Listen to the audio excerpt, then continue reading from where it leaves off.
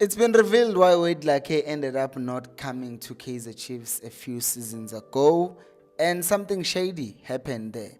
And we'll also look at what Florent Ibenge has said is the reason why Faisel Salum did not come to Kaizer Chiefs. Yeah, I know, we're still talking about him.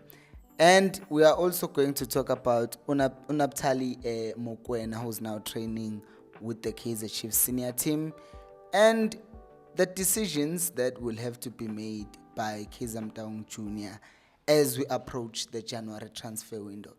Hello and welcome to Khosi Nation Fan TV. I am Pelo, I am your host, and this is where fans meet and talk about Kaizer Chiefs. Khosi Football Club, right? So we are going to start today with this, not Kaizer but Wade Lekay. And I know that Chiefs have a striker now and all of that stuff, but few seasons ago, I was covering that. I talked about that, not like I was covering it. There was a story about him trialing with Chiefs, and according to his agent, he was actually close to signing with Kaizer Chiefs. But this is where it gets shady and illegal, sort of. Uh, because apparently, what happened with Wade Lekay is Chiefs told him to terminate or find a way of terminating his contract with TS Galaxy so that they can sign him as you know it, free agent, not free agent, actually a free agent.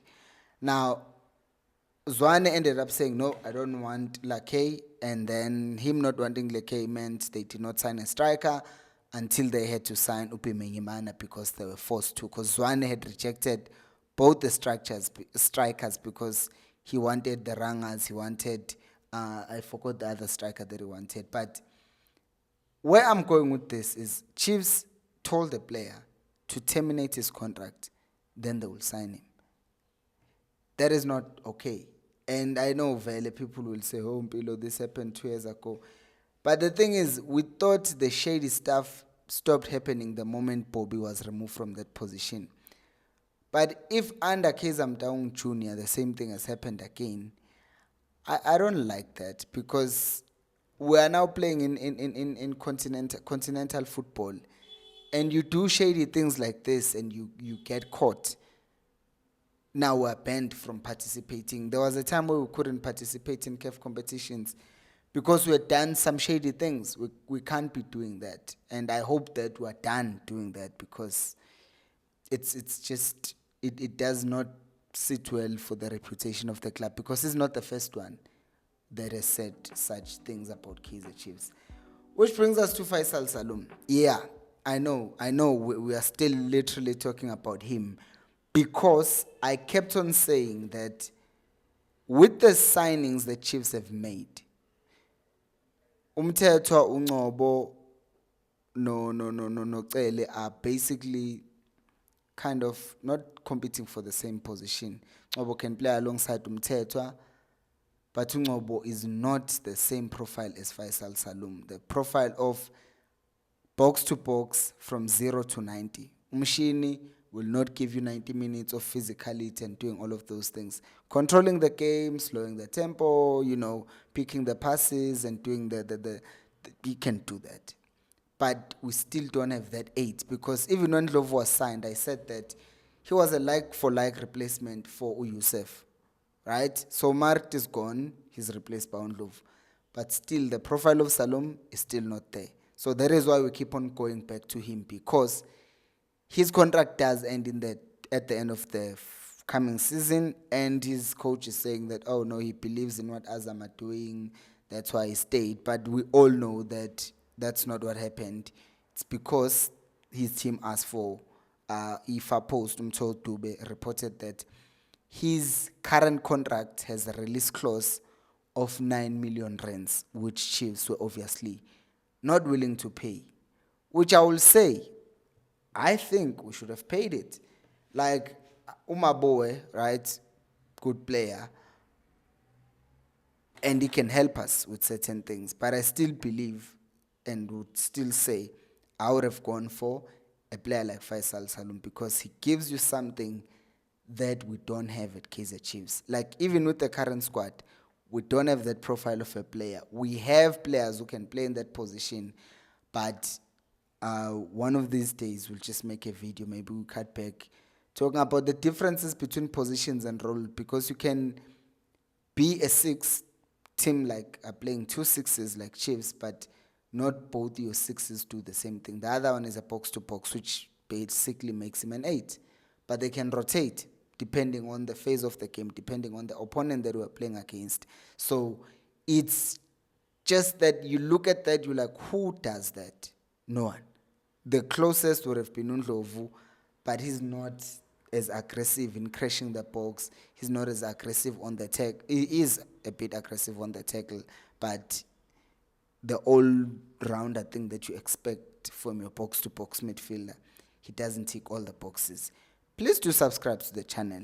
When I have 10,000 viewers, only 2,000 are subscribed. So if you know that you are not subscribed, but you watch the content, do make sure to subscribe in case you forgot. This brings us to Umkwena. You will notice now I just said Umkwena because I'm not sure about how I pronounce his name. Naftali. Yeah. So he's as you can see, a TDC goalkeeper for the Chiefs, and he was last season.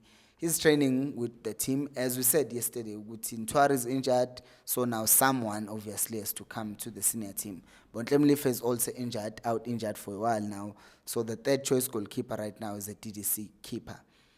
And this made me think, right? I was like, Yesterday we covered the fact that Uvuma is not living, is on his final year, talked about Ntwari being injured and him basically holding a foreign spot, and him leaving could open a foreign spot so that the team can sign another player.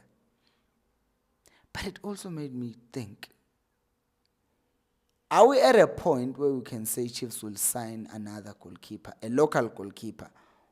Or are we at a point where we're saying, no, Chiefs are going to trust their development? They still, Takalani as well, people are saying a lot about Takalani. I'll be frank with you, I don't watch a lot of TDC because it's either I'm at church, if I'm not at church, I'm out there coaching myself, so coaching my team. So I don't watch a lot of TDC. So I have not seen Takalani perform that way, perform at all. So not at all, because I don't watch them a lot. So then, I don't know how they play.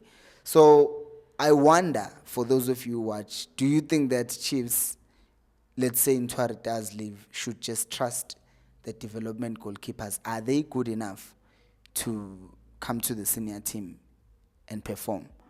Or do we go to Kaizer Chiefs and say, listen, start looking for good goalkeepers in South Africa, because we also don't want to close the foreign spot with the goalkeeper who's going to be playing second to Brendan Peterson.